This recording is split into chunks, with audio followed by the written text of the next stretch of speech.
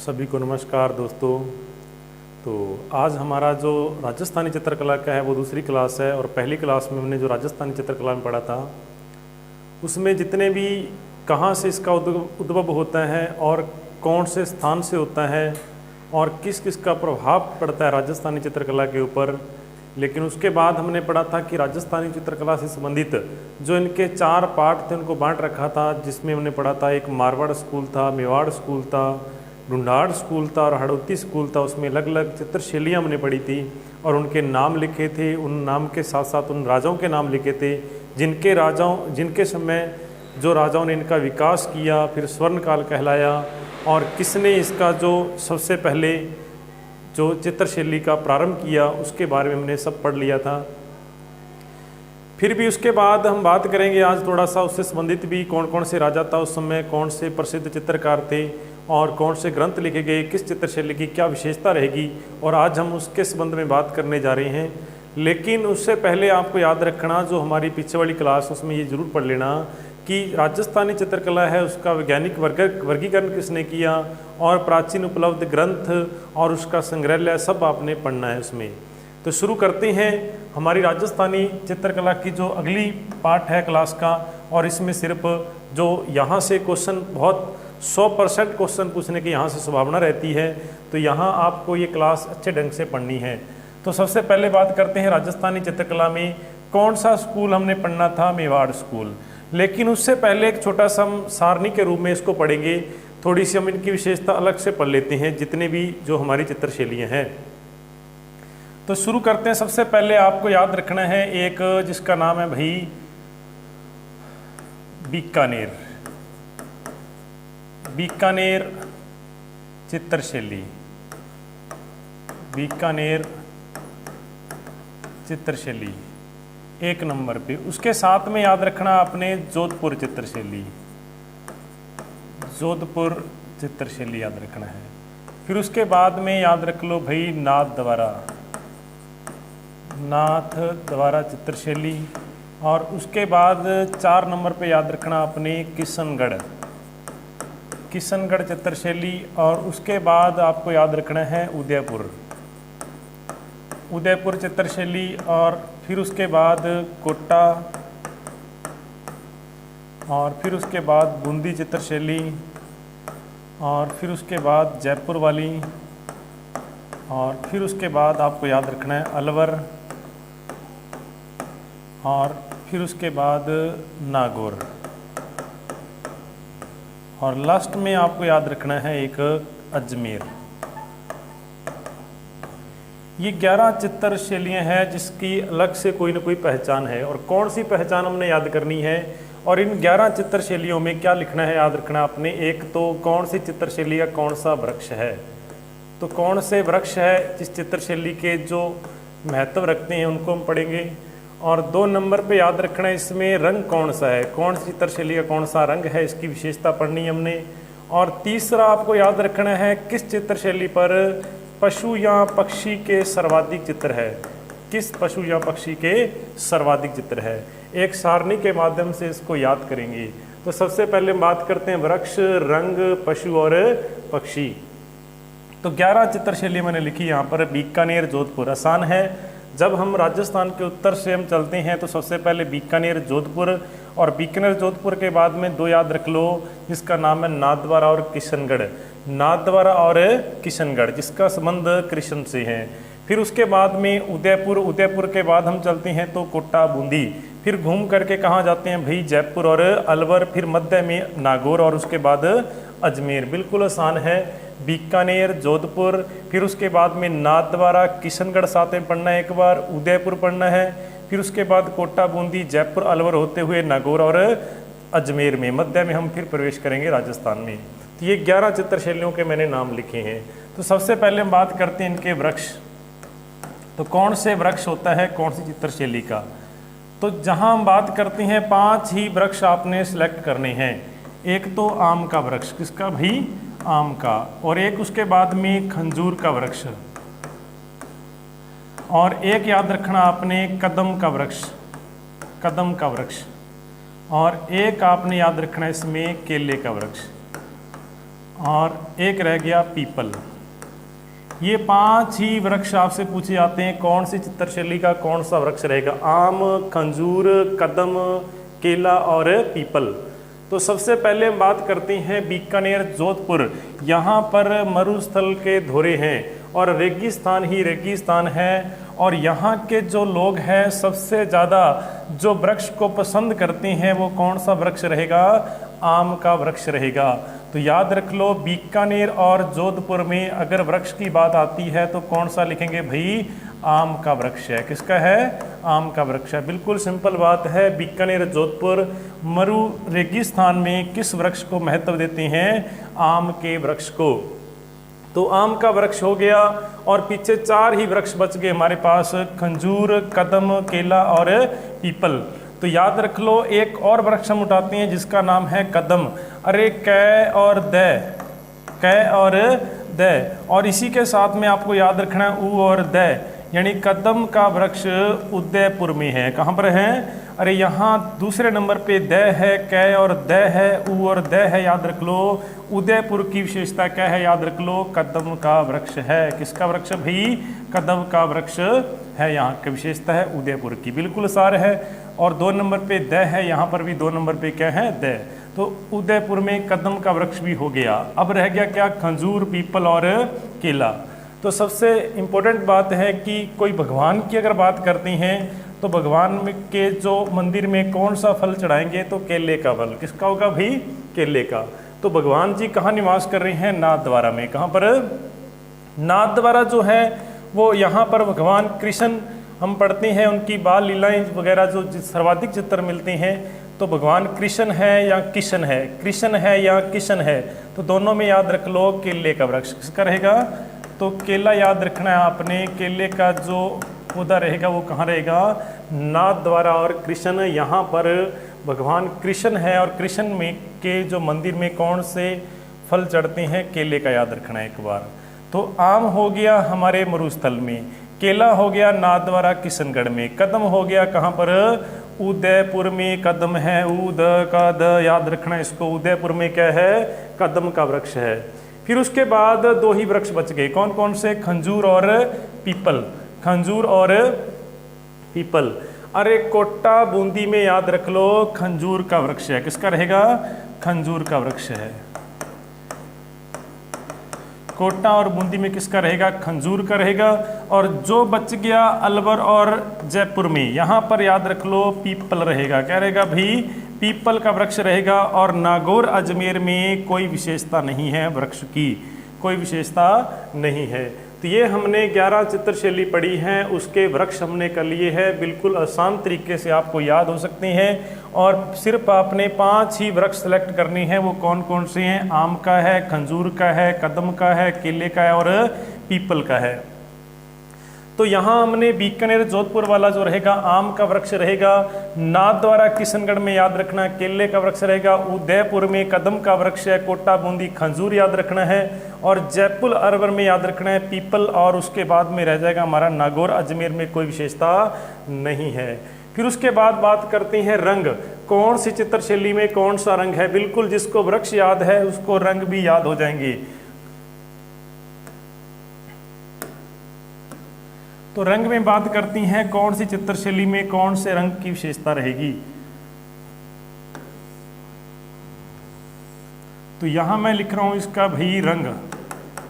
तो सबसे पहले हम बात करते हैं बीकानेर जोधपुर में चित्रशैली, दोनों एक जैसी चित्रशैली है, जोधपुर बीकानेर मरुस्थल वाली है। तो इसमें कौन से रंगों का महत्व देखा जाएगा। तो याद रख लो, अगर आपको आम का वृक्ष याद है, आम का रंग कैसा होता है, याद रख लो पीला होता है। कैसा होता है भाई, पीला। तो यहाँ पर याद रखना आपने, जो यहाँ जो है रंग है, किस रंग का महत्व है, पीले रंग का महत्व है। तो बिल्कुल आसान है, जिसको आम का वृक्ष याद है तो रंग भी याद हो जाएगा, पीला रंग है। तो बीकानेर जोधपुर में रंग की विशेषता पूछी जाएगी, कौन से रंग को सर्वाधिक महत्व दिया गया है, तो पीला रंग। कौन सा हो जाएगा भाई, पीला रंग हो जाएगा। नाथद्वारा किशनगढ़, नाथद्वारा किशनगढ़ में याद रख लो, अगर आपने नाथद्वारा में जाना है तो कौन सा फल लेकर जाएंगे, केले का फल। किसका भी, केला लेकर जाएंगे। और केला जब खरीदते हैं हम और थोड़ा सा हरा होना चाहिए। कैसा होना चाहिए भाई? हरा होना चाहिए। जैसे ही हम मंदिर में जाएंगे और वहाँ पर जाते जाते वो कैसा हो जाएगा? पीला हो जाएगा। कैसा हो जाएगा भाई? पीला। इसमें रंग की विशेषता याद रख लो, केले जब खरीदने हैं तो कौन से रंग का खरीदना है? हरे रंग का। और फिर उसके बाद जाते जाते क्या हो जाएगा? वो पीला हो जाएगा। कैसा हो जाएगा भाई? पीला हो जाएगा। तो हरा और पीला जो है वो नाथद्वारा में याद रखना है। और फिर उसके बाद में बिल्कुल नाथद्वारा से आप NH 8 में होते हुए किशनगढ़ जा सकते हो। अजमेर में कहाँ जा सकते हो? किशनगढ़। तो नाथद्वारा में यहाँ पर कृष्ण के दर्शन करने के बाद कहाँ जा सकते हो आप? किशनगढ़ में। तो वही केले का जो फल होगा आप किशनगढ़ में लेके जाओगे तो केला जाते जाते कैसा हो जाएगा भाई? गुलाबी याद रखना है, काला नहीं याद रखना है। यहाँ पर कैसा हो जाएगा? थोड़ा सा रंग चेंज हो जाएगा उसका, हम बोल देते हैं इसको गुलाबी। और फिर उसके बाद उसको छिल करके वहाँ पर चढ़ाएंगे तो सफ़ेद होगा। कैसा होगा भाई? सफ़ेद हो जाएगा। सफ़ेद याद रखना है। तो यहाँ पर 4 हमने बात की है चित्रशैली की। बीकानेर जोधपुर बिल्कुल आसान है। आम का वृक्ष है, आम का रंग पीला हो जाएगा। नाथद्वारा में जाना है तो केला हमने हरा खरीदना है और जाते जाते कैसा हो जाएगा? पीला हो जाएगा। किशनगढ़ में याद रख लो सफ़ेद और गुलाबी है। फिर उसके बाद हम बात करते हैं आगे चल करके उदयपुर में। अरे उदयपुर में कदम की बात करते हैं तो लाल पीला है, लाल पीला याद रखना है। इसमें कौन सा रंग रहेगा? लाल और पीला रहेगा। फिर उसके बाद कोटा बूंदी की बात करते हैं तो तीनों रंग याद रहना है अपने। एक तो हरा भी हो जाएगा, लाल भी हो जाएगा और पीला भी हो जाएगा। हरा, लाल और पीला। और यही विशेषता किसकी रहेगी? बूंदी की रहेगी। हरा, लाल, पीला, हरा, लाल और पीला रहेगा। यहाँ पर लिखना है अपने, कोई विशेषता नहीं है इसकी, कोई विशेष नहीं है। तो यहाँ आपको याद रख लिया, यहाँ पर डैश डैश लगाया, इसका मतलब हरा, लाल और पीला तीनों रंग आ जाएंगे। हरा, लाल और पीला। अरे 3 ही तो रंग कर रहे हैं हम यहाँ पर, देख लो। हरा है, पीला है और लाल है। हरा है, पीला है और लाल है। बीच में गुलाबी सफ़ेद याद रखना है, वो कहाँ पर है? वो रखना है अपने किशनगढ़ में। तो हरा, लाल, पीला हो गया। कई बार बुकों में लिखा होता है गहरा हरा लिखा होता है, गहरा हरा लिखा होता है, हल्का पीला लिखा होता है। तो याद रख लो आप, इतने 3 याद रखना, हरा, लाल और पीला याद रखना है। फिर उसके बाद जयपुर अलवर की हम बात करते हैं। जयपुर अलवर में याद रख लो, यहाँ पर जो जयपुर अलवर में पीपल का वृक्ष होगा। किसका होगा भी? पीपल। और पीपल का जो वृक्ष होता है हमेशा पानी के नज़दीक होता है और पानी का रंग कैसा होता है? नीला। कैसा होता है भाई? नीला होता है। तो पीपल का जहाँ भी आपको वृक्ष दिखेगा तो लगभग पानी के नज़दीक होता है, तो पानी का रंग कैसा होता है? नीला होता है। और पीपल हमेशा क्या रहता है? हरा रहता है। क्या रहता है भी? हरा रहता है। तो हरा और नीला किसका हो गया? जयपुर का। और ये विशेषता किसकी रहेगी? अलवर की। किसकी रहेगी भाई? अलवर की। तो यहाँ नागौर और अजमेर की हम बात करेंगे। एकमात्र नागौर अजमेर की जो विशेषता है वो यहीं पर समाप्त हो जाएगी रंगों में। तो नागौर में जो रंगों का प्रयोग किया गया है, बुझे हुए रंगों का प्रयोग। किसका भी? बुझे हुए रंगों का उपयोग कौन सी चित्रशैली में किया गया है? तो याद रख लो, नागौर चित्रशैली, बुझे हुए रंगों का प्रयोग। अजमेर की अगर बात करते हैं, अजमेर में याद रखना अपने सुनहरे रंगों का प्रयोग। किसका भी? सुनहरे रंगों का प्रयोग किसमें किया गया है? अजमेर में। इसकी एकमात्र ये विशेषता है। तो ये तो आपकी चित्रशैली बिल्कुल कंप्लीट हो चुकी है, नागौर और अजमेर वाली। तो नागौर की एकमात्र एक ही विशेषता है, किसके लिए प्रसिद्ध है? ये बुझे हुए रंगों के लिए। और सुनहरे रंगों के लिए अगर कोई चित्रशैली की बात करता है तो वो कौन सा आंसर रहेगा उसका? अजमेर रहेगा। तो ये हमने चित्रशैली, वृक्ष, रंग। अब उसके बाद में हम पढ़ते हैं पशु पक्षी। तो कौन सी चित्रशैली में सर्वाधिक किस पशु पक्षी के चित्र आपको मिलेंगे?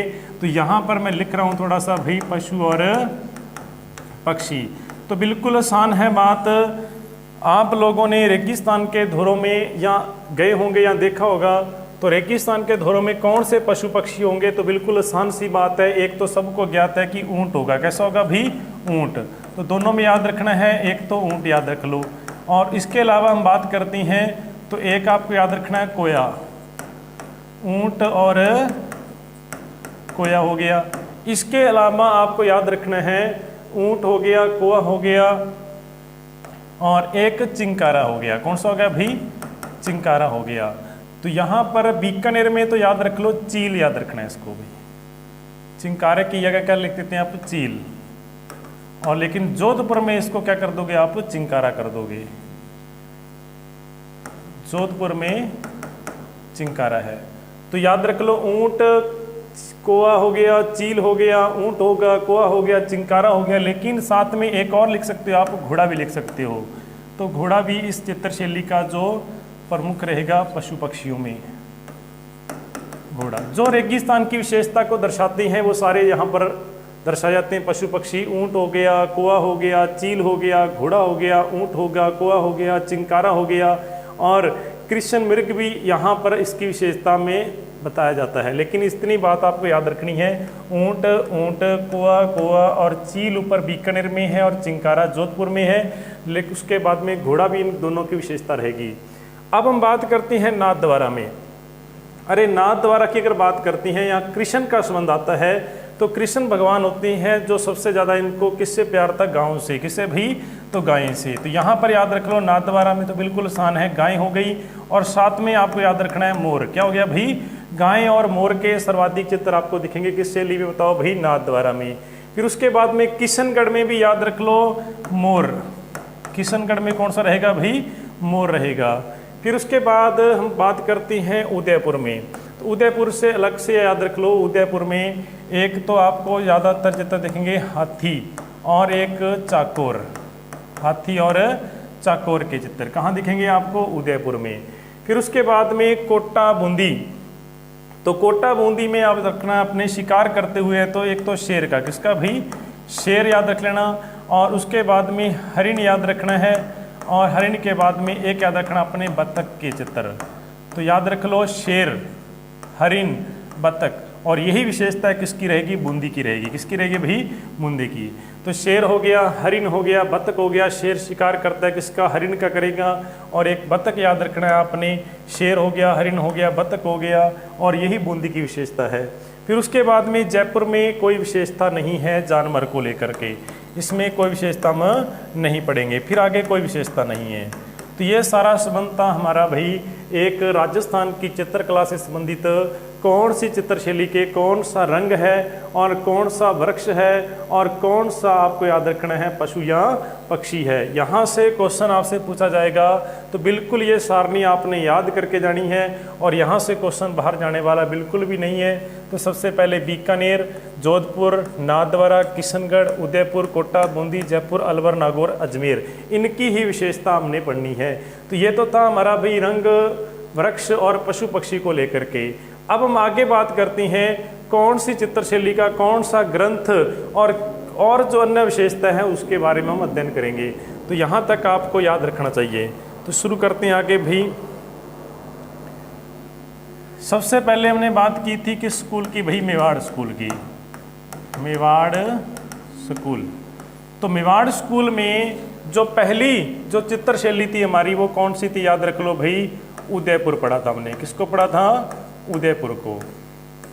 और उदयपुर में भी हमने एक राजा का नाम लिखा था सबसे पहले, और जिसके समय राजस्थान में सबसे पहले तेज तेज चित्र बनने शुरू हुए थे, तो वो तेज सिंह था। कौन था भाई, तेज सिंह था। तो सबसे पहले तेज सिंह के समय में तेज तेज चित्र बनने शुरू हुए, तो तेज सिंह याद रखना है। और तेज सिंह के समय में एक प्रसिद्ध जो चित्रकार हुआ जिसने अपनी कलम से चित्र बनाए, बहुत तेज तेज चित्र बनाए, कलम नहीं याद रखना तो कमल याद रख लो, कमल चंद्र था। कौन था भाई, कमल चंद्र था। तो कमल चंद्र ने एक ग्रंथ की रचना की जो कहा जाता है कि पहला चित्रित ग्रंथ माना जाता है मेवाड़ स्कूल का, और जिसका नाम था श्रावक प्रतिक्रमण चूर्णी। श्रावक प्रतिक्रमण चूर्णी। श्रावक प्रतिक्रमण चूर्णी जो ग्रंथ था ये पहला चित्रित ग्रंथ है, ताम्रपत्र पर चित्रित ग्रंथ है, कमल चंद्र के द्वारा लिखा गया, तेज सिंह के समय लिखा गया।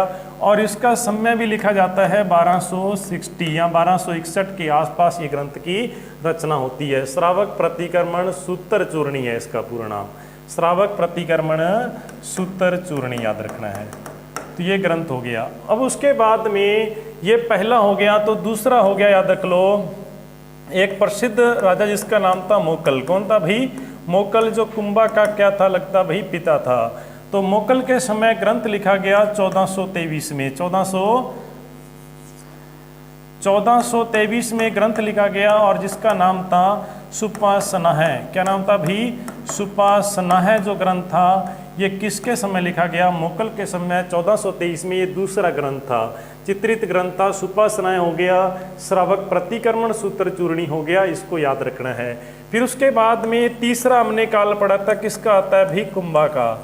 तो कुंभा का तो हमने पढ़ा था कि राजस्थानी चित्रकला का क्या कहते हैं, इसको जनक के रूप में भी माना जाता है। किसको? कुंभा को स्थापत्य कला का जनक कहते हैं, राजस्थानी चित्रकला का भी जनक कहते हैं। तो एक शब्द में हम इसको लिख सकते हैं, चित्रकला का क्या किया इसने? विकास किया। क्या किया भाई? विकास किया, इसको याद रखना है।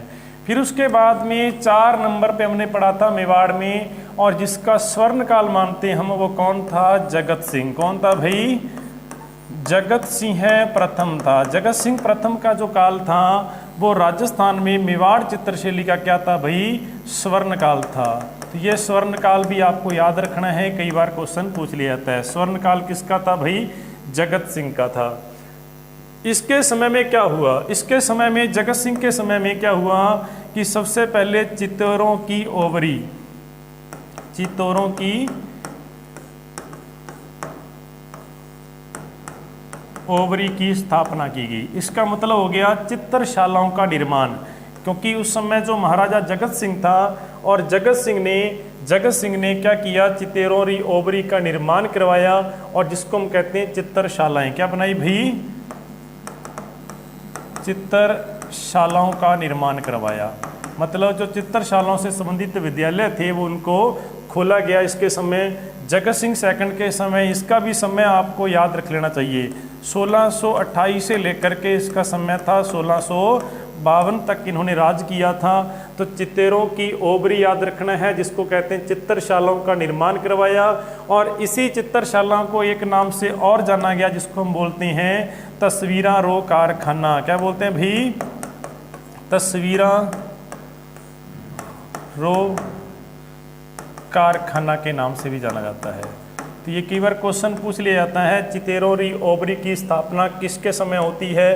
तो जगत सिंह प्रथम के समय होती है, और इसी को कहते हैं तस्वीरा रो कारखाना कहते हैं। चित्रशालाओं का निर्माण होता है और सर्वाधिक चित्र बनाए जाते हैं किसके समय? और वो था जगत सिंह प्रथम। इसके समय 2 दरबारी कवि जो चित्रकार थे उनको भी आपने पढ़ना है। एक का नाम था भाई हिसाबुद्दीन,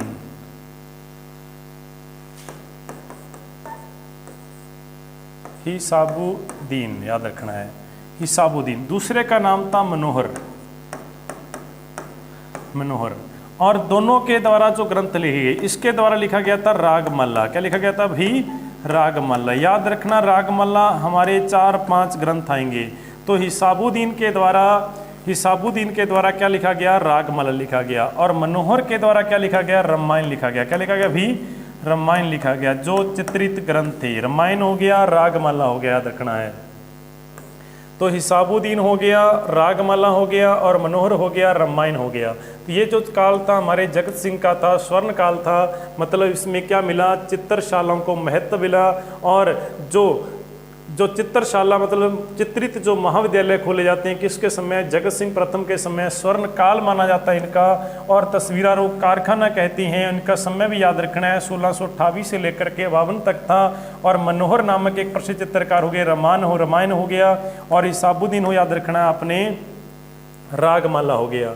अब उसके बाद में इसका एक व्यक्ति और पढ़ते हैं, राजा, जिसका नाम था भाई संग्राम सिंह सेकंड। क्या नाम था भाई? संग्राम सिंह सेकंड।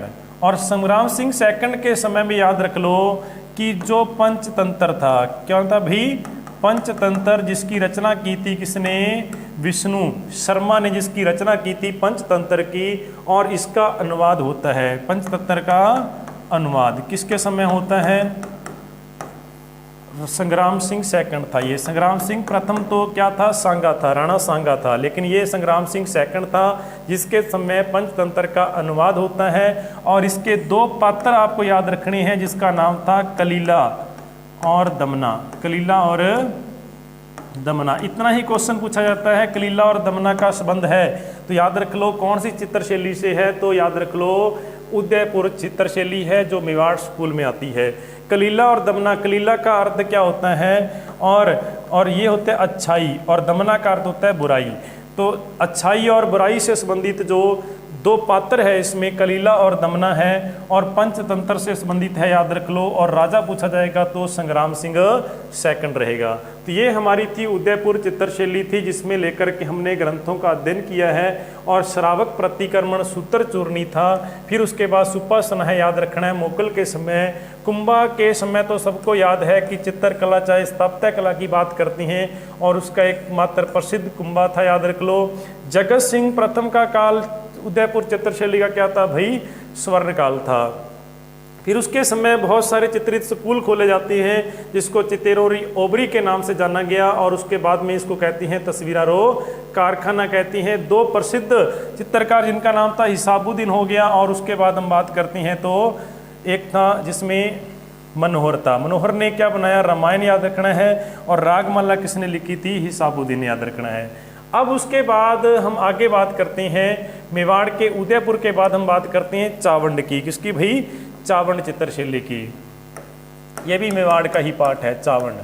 तो चावंड चित्रशैली की अगर बात करते हैं, इसका प्रारंभ हमने लिखा था, किसने किया था इसका प्रारंभ, तो महाराणा प्रताप थे। कौन थे भी, महाराणा प्रताप थे। फिर उसके बाद में हम बात करते हैं इसका जो स्वर्ण काल माना जाता है। स्वर्ण काल हमने पढ़ा था इसका कौन था भाई, अमर सिंह था। कौन था, अमर सिंह जो था, जो किसका पुत्र था, महाराणा प्रताप का पुत्र था। इसी अमर सिंह के समय याद रखना है आपने 1605 में, कब भाई, 1605 में। 1605 में एक ग्रंथ लिखा गया जिसका नाम था रागमाला। क्या नाम था भाई, तो यहाँ फिर आ गई रागमाला याद रख लो। तो रागमाला जो ग्रंथ लिखा गया इसको लिखने वाला कौन था, निसारुद्दीन था। कौन था भाई, तो निसारुद्दीन के द्वारा ये रागमाला ग्रंथ लिखा गया। तो दोनों के दोनों अलग अलग ग्रंथ याद रखने हैं। ये चावंड चित्रशैली का ग्रंथ है रागमाला, उधर हमने पढ़ा था उदयपुर का पढ़ा था। यहाँ निसारुद्दीन है याद रख लो। अमर सिंह के समय कब लिखा गया, 1605 में। और इसकी इतनी सी बात आपको याद रखनी है चावंड चित्रशैली की। फिर उसके बाद चावंड चित्रशैली के बाद हम पढ़ते हैं नाथद्वारा। कौन सी भाई, नाथद्वारा। तो नाथद्वारा चित्रशैली आपको पता है ये राजसमंद में है। कहाँ पर है भी, राजसमंद में है, जिसका सारा का सारा संबंध किससे है, राज सिंह से है। किससे भी, राज सिंह से है, याद रखना है राज सिंह से है। राज सिंह ने इसका प्रारंभ किया, और राज सिंह का ही समय क्या रहता है, इनका स्वर्ण काल रहता है। और जो नाथद्वारा जो चित्रशैली है इसमें दो शैलियों का मिश्रण देखने को मिलेगा आपको। एक तो ब्रज चित्रशैली, और उसके अलावा हम बात करते हैं एक हमारी मेवाड़ वाली। कौन सी भाई, मेवाड़ बोले तो उदयपुर। कौन सी रहेगी, उदयपुर। और ब्रज शैली के मिश्रण से जो जिस चित्रशैली का विकास हुआ है तो वो कौन सी है, बता दो भाई, नाथद्वारा है। आपसे पूछा जाएगा ब्रज शैली और उदयपुर चित्रशैली के मिश्रण से और किस चित्रशैली का विकास जहाँ उद्भव हुआ है तो वो कौन सी रहेगी, नाथद्वारा। अरे ब्रज भाषा याद रख लो, कृष्ण का संबंध था, ब्रज प्रदेश से था, और यहीं से कृष्ण भगवान की मूर्तियां ला करके और नाथद्वारा में इनका मंदिर स्थापित किया जाता है। तो अपने आप ही ब्रज जो थी चित्रशैली का प्रभाव नाथद्वारा में आ गया। और ये मूलतः है कहाँ की थी, उदयपुर की थी। तो उदयपुर का तो पहले से ही प्रभाव था। तो दोनों का मिश्रण यहाँ पर देखने को मिलेगा। कहाँ पर बताओ भाई, नाथद्वारा में। और इस नाथद्वारा में क्या है आपको याद रखना है, जितना भी भगवान कृष्ण थे और कृष्ण की जो बाल लीलाएं थी, मतलब छोटे होते हुए कृष्ण के जितने भी चित्र मिलते हैं वो कहाँ मिलेंगे आपको, नाथद्वारा में। तो यहाँ पर मैं एक ही शब्द लिखा हूँ, बाल लीलाओं के। तो बाल लीलाओं के चित्र कहाँ मिलेंगे आपको, नाथद्वारा में। किसके बताओ भाई, कृष्ण के। किसके, कृष्ण के। उसके बाद इसकी सबसे बड़ी देन क्या है, और इसकी सबसे बड़ी देन है पिछवाई। कौन सी अभी, पिछवाई। मतलब क्या हो गया कि जो भगवान होता है किसी मूर्ति या उनकी जो पीछे वाली दीवार होती है उसके ऊपर धार्मिक चित्रण किया जाता है, जिसको हम क्या बोलते हैं, पिछवाई। जिसको हमने हस्तकला में अध्ययन किया था कि पिछवाई जो है वो कहाँ की प्रसिद्ध है, बता दो भाई, नाथद्वारा की। जो धार्मिक चित्रण होता है किसी जो लोग किसी भी देवी या देवता की जो मूर्ति के पीछे वाली दीवार में जो धार्मिक चित्रण होता है उसको क्या बोलते हैं, पिछवाई। और पिछवाई कहाँ की देने याद रख लो, नाथद्वारा की है। तो ये बात आपको याद रखना है, नाथद्वारा में। फिर उसके बाद में देवगढ़ चित्रशैली की कोई विशेषता नहीं है, लेकिन इसको प्रारंभ किया था द्वारिकाधीश ने, और इसको प्रकाश में लेकर आने वाले कौन थे, श्रीधर अधारे थे, जिसको हमने लिखा था। फिर उसके बाद ये हमारा मेवाड़ स्कूल कंप्लीट हो गया। अब उसके बाद चलते हैं हमारे जोधपुर स्कूल में। तो जोधपुर मतलब मारवाड़ स्कूल में। तो मारवाड़ स्कूल में कौन कौन सी चित्रशैली थी, तो बिल्कुल आसान है। मारवाड़ में सबसे पहले हम बात करते हैं जोधपुर। तो जोधपुर चित्रशैली का जो प्रारंभिक जो ग्रंथ है, जो प्राचीन ग्रंथ है, उसको याद रखना है उत्तराध्ययन। क्या नाम है इसका, उत्तराध्ययन। जो उत्तराध्ययन ग्रंथ है वो चित्रित ग्रंथ है, वो किस चित्रशैली का याद रखना है आपने, मारवाड़ चित्रशैली का है। फिर उसके बाद इसकी बात हमने सारी कर ली थी, किस राजा के समय इसका प्रारंभ होता है, मालदेव के समय इसका प्रारंभ होता है। फिर उसके बाद हमने पढ़ा था स्वर्णकाल किसका था, जसवंत सिंह का था। और मुगलों का प्रभाव किस राजा के समय पड़ा था, तो वो भी हमने पढ़ा था, जिसका नाम था भाई मोटा राजा उदय सिंह। फिर नाथ संप्रदाय का प्रभाव पड़ता है मान सिंह के समय में। मान सिंह ने नाथ संप्रदाय संबंधित प्रभावित होकर के 2 प्रमुख मंदिर बनाए थे, और जिसको कहते हैं महामंदिर और सूर्य मंदिर के नाम से भी जाना जाता है। उत्तराध्ययन हो गया पहला ग्रंथ। और दूसरी हम बात करते हैं, यहाँ पर भी रागमाला लिखी गई। क्या लिखी गई भाई, रागमाला। और रागमाला किसने लिखी थी यहाँ पर, तो वो संबंध याद रखना अपने वीर जी। कौन थे भाई, वीर जी के द्वारा यहाँ पर क्या लिखी गई, रागमाला लिखी गई। फिर उसके बाद में जोधपुर की एक प्रमुख विशेषता है कि यहाँ पर जो नारी के सौंदर्य को दर्शाने के लिए जो नारी की आँख की विशेषता पूछी जाती है कई बार, तो नारी की आँख की जो विशेषता है यहाँ पर वो कैसी, याद रख लो, बादाम जैसी है। कैसी है भाई, जैसे बादाम होता है ऐसी करती है, नारी की आँख की करती है। कहाँ की बता दो भाई, जोधपुर की है। कहाँ की है, जोधपुर की। वैसे भी आपको पता है बादामी पत्थर भी कहाँ पाया जाता है, जोधपुर में। अरे बादामी पत्थर कहाँ पाया जाता है, जोधपुर में। और बादाम जैसी नारी की आंख की कोई विशेषता पूछता है तो वो भी कहाँ गिरेगी, जोधपुर में। यहाँ पर हम बात करते हैं सर्वाधिक जो चित्रकार होते हैं वो भाटी होते हैं। कौन होते हैं, भाटी होते हैं, जो अपने नाम के पीछे भाटी लगते हैं। अगर ज़्यादा भाटी वाले नाम आती हैं तो वो किसकी विशेषता रहेगी, जोधपुर की रहेगी। और जोधपुर में जिसमें 2-3 नाम हम पढ़ लेते हैं, जैसे अमरचंद, कौन हो गया भाई, सॉरी अमरदास भाटी। कौन हो गया, अमरदास भाटी। तो अमरदास भाटी हो गया। और फिर उसके बाद किशनदास भाटी हो गया, किशनदास भाटी हो गया। और देवदास भाटी हो गया, देवदास भाटी हो गया। और उसके अलावा छज्जू भाटी हो गया, छज्जू भाटी हो गया। ये सब भाटी जो हैंगे वो कहाँ के रहेंगे बता दो भाई, जोधपुर के रहेंगे। तो भाटी जब भी लगता है तो उसका संबंध याद रखना आपने, जोधपुर से हो गया। अमरदास भाटी हो गया। और उसके अलावा एक आपको याद रखना है, वीर जी। वीर जी नारायण भी लिखा होता है, पूरा नाम इसका वीर जी नारायण है, और जिसके द्वारा रागमाला लिखा गया। और जितने भाटी रहेंगे, चाहे अमरदास हो, किशनदास हो, देवदास हो, छज्जू भाटी हो, और इनका सारा संबंध किससे रहता है, जोधपुर चित्रशैली में। और जोधपुर चित्रशैली में आपको पता है, जो पुरुषों की अगर बात करते हैं, महिलाओं की तो आंख कैसी होगी, बादाम जैसी। और लेकिन पुरुषों में अगर बात करते हैं, बड़ी हुई जो दाढ़ी होती हैं, बड़ी बड़ी मूछें रखते हैं यहाँ पर। और इसमें जो विशेषता रहती है मारवाड़ चित्रशैली में, जोधपुर की। फिर उसके बाद हम बात करते हैं बीकानेर। तो बिल्कुल आसान है, बीकानेर का याद रख लो। बीकानेर की अगर बात करते हैं, बीकानेर की चित्रशैली की शुरुआत हम मानते हैं राय सिंह के समय। और इसमें सर्वाधिक किसका प्रभाव रहता है, मुगलों का। किसका भाई, मुगलों का। तो इसकी एकमात्र विशेषता है कि यहाँ पर जितने भी चित्रकार हुए वो कौन से हुए, मुसलमान हुए। कौन हुए भी, मुसलमान हुए। और मुसलमान जो थे वो चित्र लिखते थे, उन चित्र के नीचे क्या होता था, एक तो तिथि, एक तिथि अंकित, और उसके साथ में अपना नाम लिखते थे। क्या लिखते थे भी, नाम। एकमात्र ऐसी विशेषता पूछी जाती है कि कौन सी चित्रशैली है जिसमें चित्र के नीचे और दिनांक के साथ में अपना नाम लिखा जाता था चित्रकार का, तो वो कौन चित्रशैली है बता दो भाई, बीकानेर चित्रशैली है। और इस चित्रशैली में कौन होते हैं, ज़्यादातर कौन थे, सर्वाधिक कौन थे भाई, मुसलमान थे। और स्वर्ण काल हमने पढ़ा था किसका रहेगा, अनूप सिंह का। किसका भाई, अनूप सिंह का था। एक आपको और शब्द याद रखना है यहाँ पर, एक जर्मनी के प्रसिद्ध विद्वान चित्रकार और जिन्होंने हमारे बीकानेर की चित्रशैली से संबंधित एक ग्रंथ की रचना की, जो लघु चित्रों को देख करके, इनकी विशेषताओं को देख करके यहाँ पर एक चित्रित ग्रंथ की रचना की, तो उसका नाम था हरमन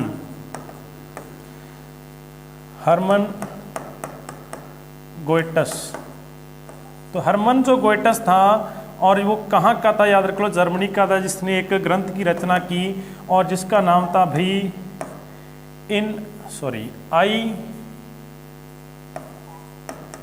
आई एंड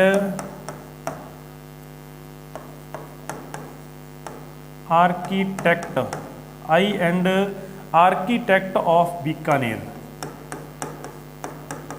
ये एक ग्रंथ था, चित्रित ग्रंथ था, जो किस शैली को, बीकानेर तो लिखा हुआ है पीछे, याद रख लो, आसान हो गया। तो आई एंड आर्किटेक्टर जो ऑफ बीकानेर था, ये चित्रित ग्रंथ लिखने वाला कौन था? हरमन गोएटेज था। तो हरमन गोएटेज के द्वारा जो एक चित्रित ग्रंथ लिखा गया बीकानेर के लघु चित्रों को देख करके, तो इसका नाम याद रखना है। बाकी सारे के सारे यहाँ पर मुसलमान हुए चित्रकार और जिसमें तिथि और नाम अंकित किया करते थे साथ में। तो ये हो गया हमारा जोधपुर और बीकानेर। अब उसके बाद हम बात करते हैं यहाँ पर आगे किशनगढ़ चित्रशैली। तो किशनगढ़ चित्रशैली के बारे में बहुत सारी बातें आपको ज्ञात भी है। तो किशनगढ़ चित्रशैली, तो किशनगढ़ चित्रशैली की अगर बात करते हैं, इसका संबंध एक ही व्यक्ति से पढ़ते हैं और जिनका नाम था सावंत सिंह। क्या नाम था भाई? सावंत सिंह। यहाँ इसको नाम दिया जाता है नागरीदास। और इसके समय में दो प्रसिद्ध चित्रकार हम पढ़ते हैं और एक का नाम तो था निहाल चंद और एक आपको याद रखना है अमरचंद।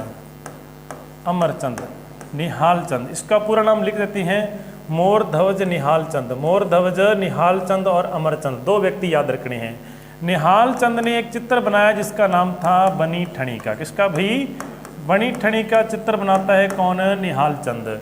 फिर उसके बाद अमरचंद की बात करती हैं, तो इसका एक चित्र था चांदनी रात की संगोष्ठी। चांदनी रात की संगोष्ठी, ये दो बातें याद रखनी है। निहाल चंद्र के द्वारा जो बनी ठणी का चित्र बनाया, ये एक सुंदर महिला थी जिसको राधा के रूप में इसने बनाया था। तो राधा का एक सुंदर चित्र बनाने वाला कौन था? निहाल चंद था, बनी ठणी, और जिसका अर्थ पूछा जाता है सजी धजी। क्या होता है भाई?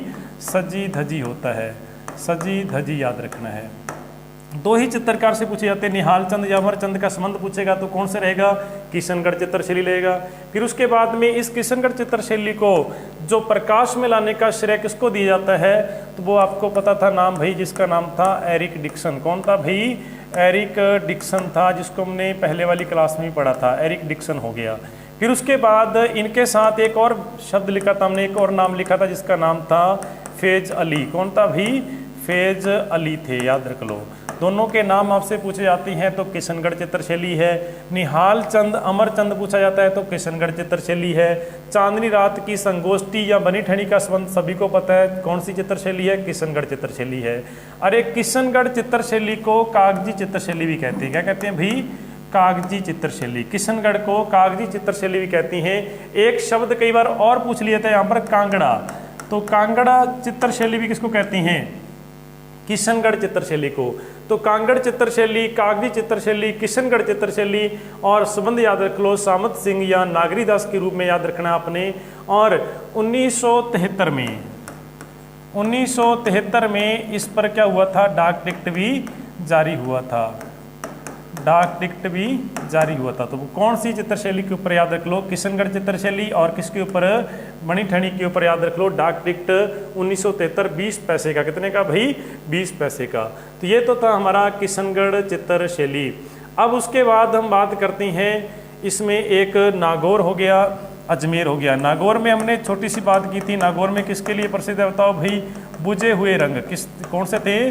बुझे हुए रंगों के लिए ये क्या है? प्रसिद्ध है।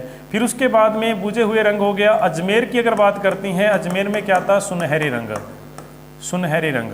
एक ज्योग्राफी में क्वेश्चन पढ़ते हैं हम, सुनहरी क्रांति, सुनहरे रंगों के लिए। तो सुनहरी क्रांति का संबंध किससे है? फल फूल और बागवानी से, याद रख लो। और सुनहरी क्रांति का संबंध है फल फूल और बागवानी से संबंधित है। और फूलों की नगरी किसे कहते हैं? पुष्कर को कहते हैं। और पुष्कर कहाँ पर है? अजमेर में है। कहाँ पर है भाई? यानी कि सुनहरे फूल कहाँ मिलते हैं हमारे को? अजमेर में मिलते हैं। अजमेर में कहाँ मिलते हैं? पुष्कर में। और जिसको कहते हैं फूलों की नगरी कहते हैं, फूलों की घाटी कहते हैं। तो यहाँ पर याद रखना है, सुनहरे रंगों का महत्व किसका रहेगा? अजमेर का रहेगा। बुझे हुए रंग किसके लिए रहेंगे? नागौर के लिए रहेंगे। इसमें एक चित्रशैली और पढ़ते हैं जैसलमेर की, तो एक दो शब्द इसके भी याद रखना है। जैसलमेर में क्या था? तो जैसलमेर में सबसे तो पहले आपको याद रखना है, अगर यहाँ पर सर्वाधिक चित्र मिलते हैं तो एक लोधरवा की एक राजकुमारी जिसका नाम था मूमल। क्या नाम था भाई? तो मूमल के सर्वाधिक चित्र कहाँ से मिलेंगे हमारे को? जैसलमेर से मिलेंगे। कहाँ से मिलेंगे भाई? जैसलमेर चित्रशैली से। वैसे पता है मूमल का संबंध कहाँ से था? जैसलमेर से था, लोधरवा से था, जो पहले भाटी राजाओं की राजधानी हुआ करती थी लोधरवा। बाद में जैसे ही जैसल भाटी आया उसने जैसलमेर बसाया और जैसलमेर राजधानी हो जाती है और जैसलमेर चित्रशैली के रूप में हम पढ़ते हैं। तो याद रख लो मूमल के चित्र। तो उसके बाद हम बात करते हैं जैसलमेर में कोई और विशेषता देख लेते हैं, कोई एक आधी जैसलमेर की विशेषता। तो एकमात्र इसकी विशेषता, बहुत अच्छी विशेषता याद रखनी है जैसलमेर की, एकमात्र राजस्थान की ऐसी चित्रशैली है यहाँ पर किसी बाहरी चित्रशैली का प्रभाव नहीं मिलता। तो ये नोट लगा के लिख लेना भाई इसको। एकमात्र राजस्थान की कौन सी ऐसी चित्रशैली है जिस पर बाहरी किसी अन्य चित्रशैली का प्रभाव नहीं दिखाई देता? तो वो कौन सी रहेगी? जैसलमेर चित्रशैली रहेगी। तो यहाँ मैं शॉर्ट में लिख रहा हूँ, बाहरी चित्रशैली का प्रभाव नहीं दिखाई देगा। किसके चित्रों में? जैसलमेर की चित्रशैली में। तो जैसलमेर की चित्रशैली राजस्थान की एकमात्र ऐसी चित्रशैली है जिस पर बाहरी चित्रशैली का प्रभाव दिखाई नहीं आपको देगा। तो वो कौन चित्रशैली राजस्थान में? जैसलमेर। वैसे भी जैसलमेर रेगिस्तान के धुरों वाला है भाई, यहाँ आता ही कौन है? तो कौन इसका यहाँ पर आकर के इसके चित्रों के ऊपर अपना प्रभाव छोड़ेगा? तो याद रख लो जैसलमेर चित्रशैली है, बाहरी कोई चित्रशैली का प्रभाव नहीं दिखाई देता। मूमल के सर्वाधिक चित्र मिलते हैं, लोधरवा की राजकुमारी मूमल थी। ये हमारा हो गया जोधपुर वाला। अब उसके बाद हम बात करते हैं आगे चल करके आमेर की। तो ढूंढाड़ स्कूल में सबसे पहले बात करते हैं हम आमेर स्कूल की। किसकी भाई? आमेर की। तो आमेर में क्या है? सुनो बात। सबसे पहले आमेर का जो स्वर्ण काल हम पढ़ते हैं वो स्वर्ण काल किसका था भाई? स्वाई प्रताप सिंह का। किसका?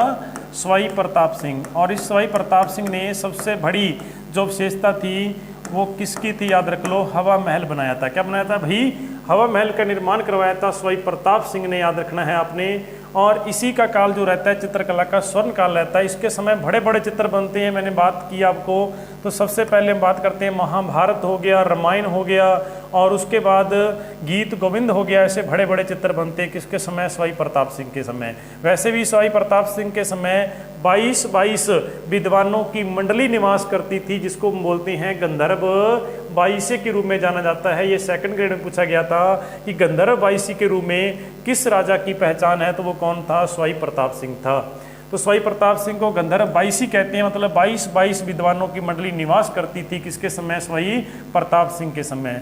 अब उसके बाद हम बात करते हैं, इसके बाद एक प्रसिद्ध जो राजा जिसका नाम था ईश्वरी सिंह। क्या नाम था भाई?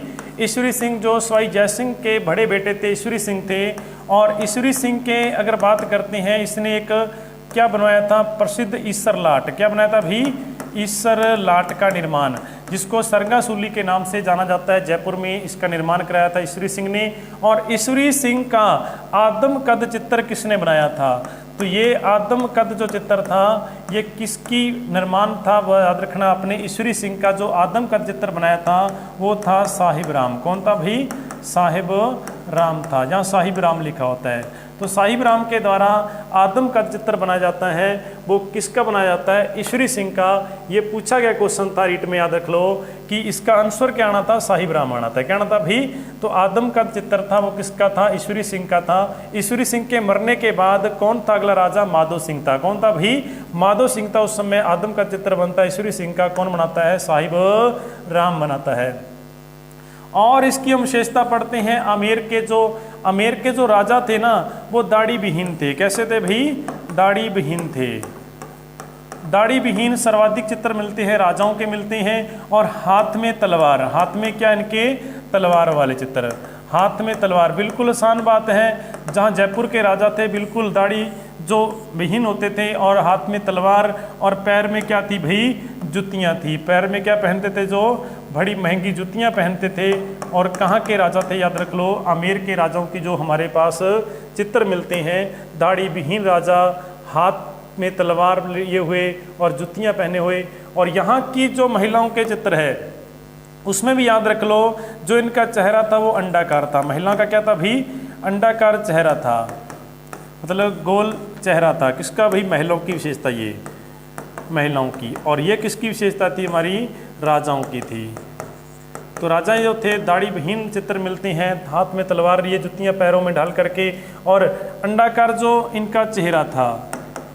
और उसके बाद हम बात करते हैं जो इनकी आंखें की जो आकृति है वो याद रखना आपने, मीन के समान, मीन के सदृश इनकी आंखें थी। कैसी भी, मीन, मछली के सदृश इनकी आंखें थी, याद रखना है। आंख की हम विशेषता पढ़ते हैं तो मीन, अगर बादाम जैसी पूछेगा तो जोधपुर याद रखना है। मीन के सदृश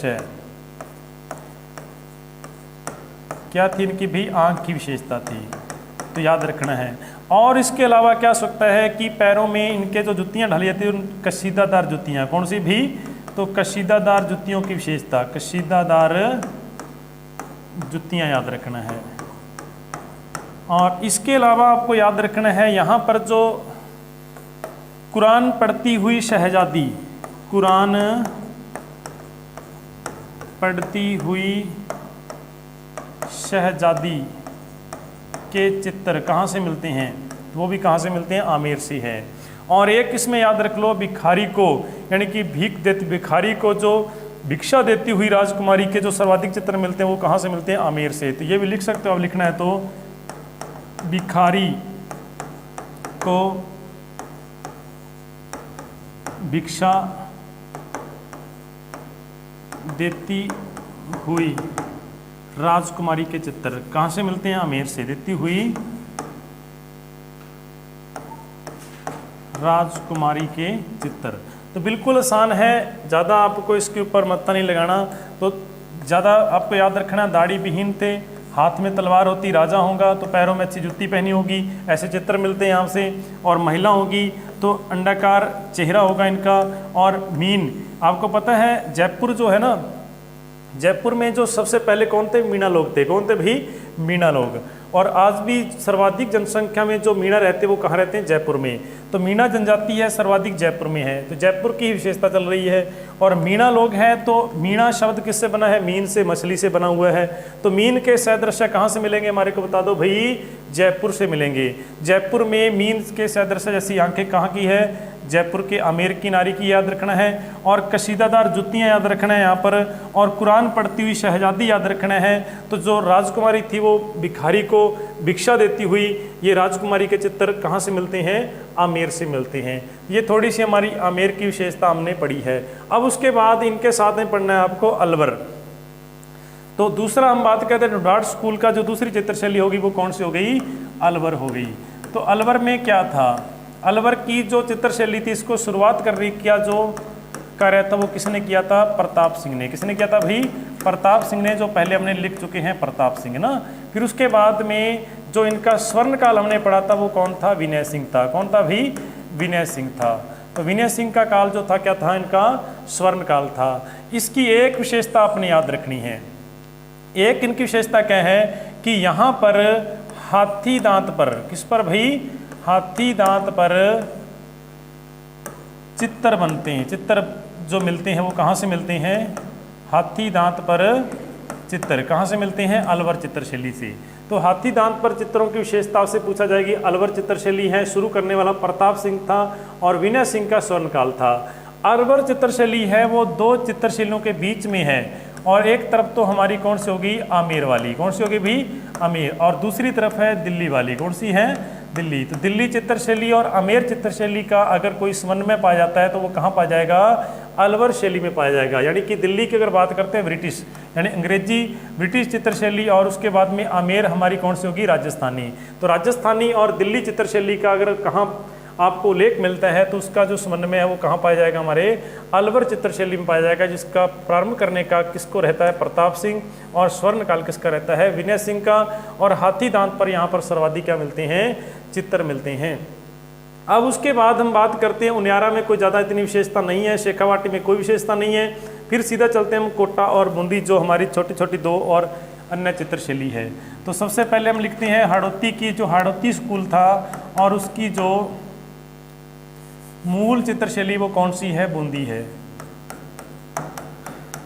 हाड़ौती स्कूल की अगर बात करते हैं मूल कौन सी है भाई, बूंदी है। और दूसरी तरफ हम लिख लेते हैं यहाँ पर कोटा।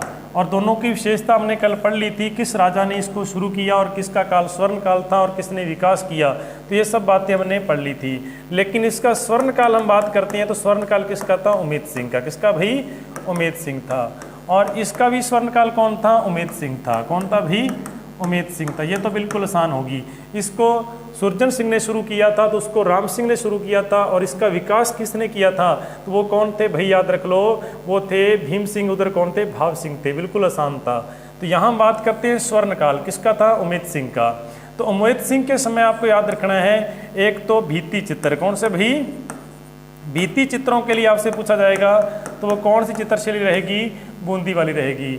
दूसरी बात हम बात करते हैं यहाँ पर भित्ति चित्र हो गए, और पशु और पक्षी, पशु व पक्षियों के सर्वाधिक चित्र आपसे पूछा जाएगा तो वो कौन से रहेगा, वो रहेगा हमारा बूंदी चित्रशैली। अगर भित्ति चित्रों में बूंदी चित्रशैली आपको न दिए हुई आंसर में, तो उसकी जगह आपने क्या करना है, नाथद्वारा। क्या करना भाई, नाथद्वारा। तो नाथद्वारा भी भित्ति चित्रों के लिए प्रसिद्ध है। हमने पढ़ लिया था पिशवाई। तो पिशवाई क्या थी, पीछे वाली दीवार में जो चित्रांकन किया जाता है जिसको क्या बोलते हैं, पिशवाई। अगर बूंदी है तो पहला आंसर बूंदी रहेगा। भित्ति चित्रों के लिए कौन सा रहेगा, बूंदी रहेगा। पशु पक्षियों के सर्वाधिक चित्र कहाँ मिलेंगे हमारे को, बूंदी में मिलेंगे। तो ये थोड़ी सी विशेषता थी बूंदी चित्रशैली की। अब उसके बाद हम कोटा में बात करते हैं।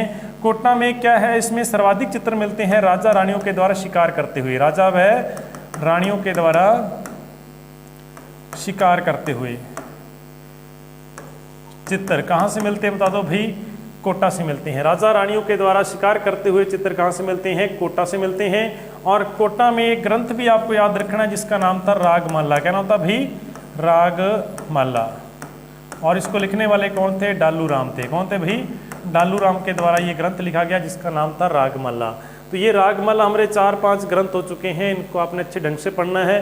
तो ये कोटा चित्रशैली थी और जिसमें उमेद सिंह का स्वर्ण काल माना जाता है। और जो राजा और रानियों के द्वारा क्या था, यहाँ पर सर्वाधिक जो शिकार करने वाले जो चित्र यहाँ से हमारे को मिलते हैं। तो ये हमारी राजस्थान की चित्रकला थी। तो ये चित्रकला से संबंधित सबसे पहले हमने जो पाठ किया था उसमें क्या किया था कि इस चित्रकला का विकास, सबसे पहले इसका उद्भव कहाँ से होता है, और फिर उसके बाद में इसका वैज्ञानिक वर्गीकरण पढ़ा। फिर उसके बाद में इनके 4 पार्ट हमने पढ़े। फिर 4 पार्टों में कौन कौन सी चित्रशैलियाँ थी उनके बारे में पढ़ा हमने। फिर 4 चित्रशैलियों, जो 4 इनके पार्ट थे उनमें अलग अलग चित्रशैली था, उसका प्रारंभ करने वाला कौन था, विकास करने वाला कौन था, और फिर उसके बाद स्वर्णकाल किसका था और किस राजा के समय में बाहरी कोई प्रभाव पड़ता है उसके बारे में लिखा हमने। फिर उसके बाद में नेक्स्ट मैंने बात की थी कि कौन सी चित्रशैली में कौन सा रंग है, कौन सा वृक्ष है, कौन सा पशु पक्षी है, और ये भी आपको विशेषता याद रखनी है। फिर उसके बाद हमने लास्ट में बात की है कि इनके जो चित्रशैली संबंधित जो अन्य विशेषताएं, कौन से चित्रकार ने कौन सा ग्रंथ की रचना की और अन्य क्या विशेषता रहेगी इनकी, सारा का सारा संबंध हमने पढ़ा है। और अच्छे ढंग से इन क्लासों को रिवाइज करना और आपका यहाँ से क्वेश्चन आने वाला पक्का हो जाएगा। राजस्थान की चित्रकला टॉपिक हमारा कंप्लीट होता है। जय हिंद।